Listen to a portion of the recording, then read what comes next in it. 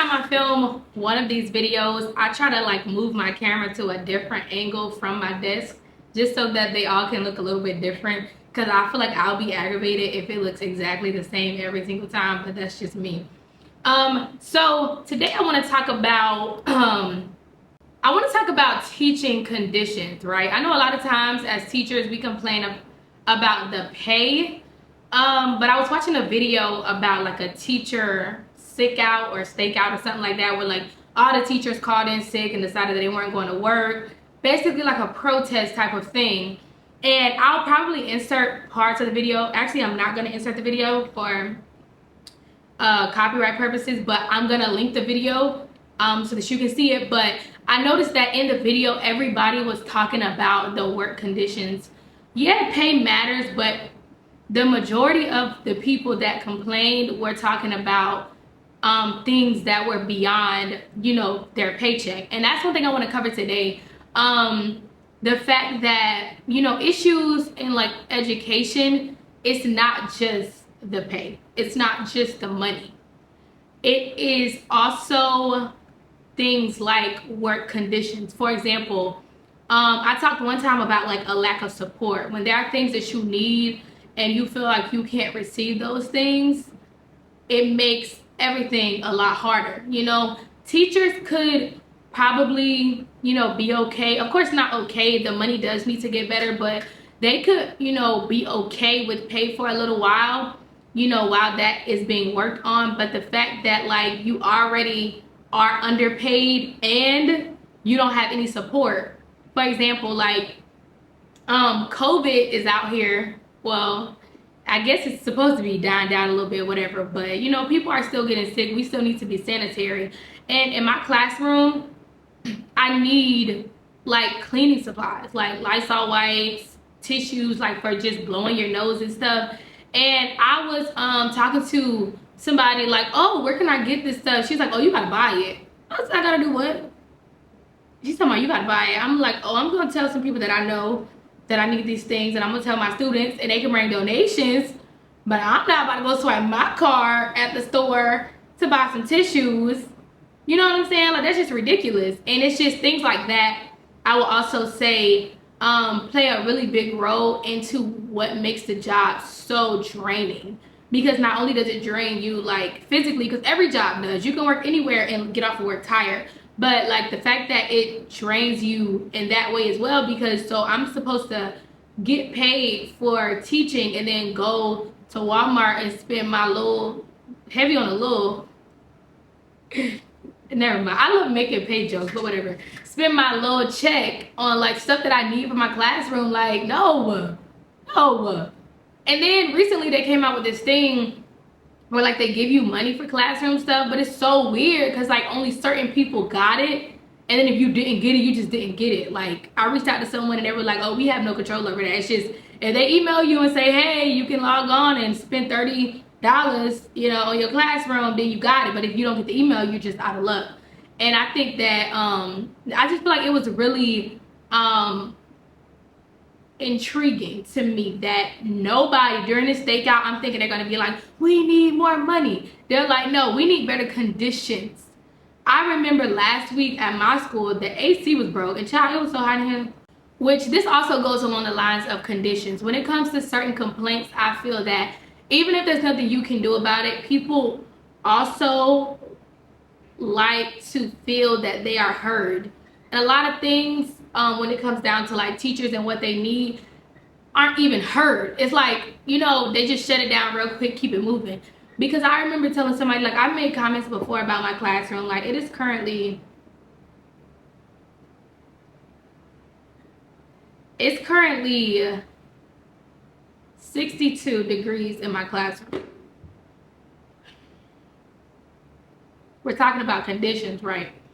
I don't know what the issue is. I don't know what the problem is. I don't know how this has come about. But for whatever reason, my classroom is the coldest room in the whole building. I don't know. I don't know why. I don't know.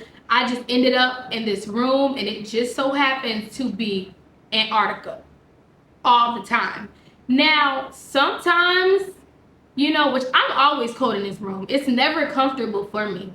We're talking about conditions. It's never comfortable. Like, that's ridiculous. Like, people keep their house on like 75, 74. If you put your house degrees on like 70, 71, that's low.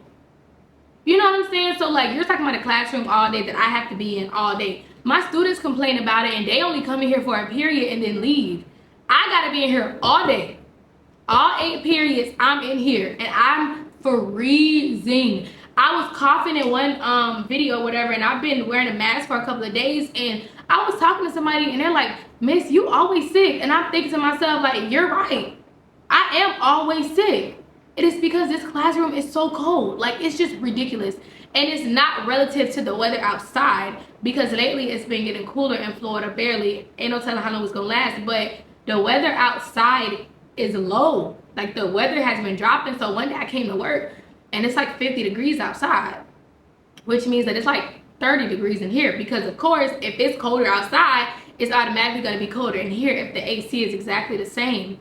And when I had a conversation with somebody, they're just like, "Oh, child, you're cold?"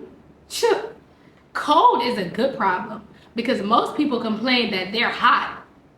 And I'm like, okay, that doesn't change the fact that this AC is so low that I catch a cold every time I'm here. Only time I feel good is when there's a break. Like, and they're just like, "That's a good problem." Shoot, that's not even a problem if you ask me. But I'm not asking you. I'm asking me. And to me, it's a problem. And I feel like that's just an illustration of how, like, what you need or how you feel or your issues with your work condition can very easily be shut down. Like, there's no consideration. There's no "we'll work on it." It's just like, "Oh, good luck." Like, that's the vibe. And I understand that there's a lot of things that are out of people's control and that are up to the district or the government or whatever the heck, whoever the higher powers be. Because people always be like, "Oh, they." Every time you ask somebody something, you ask, you know, a fellow teacher, it's like, "Oh, well, they." You ask somebody in the front office, they. Like, everybody throws everything on the district or whoever the they is. But I understand there are certain things that are out of people's reach or control. But the fact that everybody feels like you're not gonna get nowhere when you open your mouth is why people don't really talk. They just kind of quit. So I think it was real cute that these teachers decided to, like, "Oh, we're gonna protest because we want to be here." He's not gonna lie, I'm not one of those teachers. I'm just waiting on May to roll around. You know, I do like my job and I like my kids, but you know, I'm gonna find something else to do that I like as well, because I don't want to be complaining for 30 years, begging for change when change hasn't come in the last hundreds of years. So the moral of my message today is that, you know, the issues with teaching are not just pay. A lot of people say, "Oh, teachers don't make enough. We need money. Yeah, that's valid, but it's not just pay. It's a lot of other things, and one of those other things are the work conditions. The fact that I don't even have enough textbooks for the amount of students that I have. And they're workbooks, like, you have to write in them, so it's not like they can be shared. So I gotta have one that's extra for me so that I can make copies for the people that don't have one. Or the fact that the textbooks that I do have for other classes are so old that they barely hold together. So it's like nobody even wants to use them because pages are falling out every 5 minutes. Things like that are also issues. So it's not all about the money. The money does matter, but there's other things that should be, you know, helped as well. That's it today for Teacher Talks.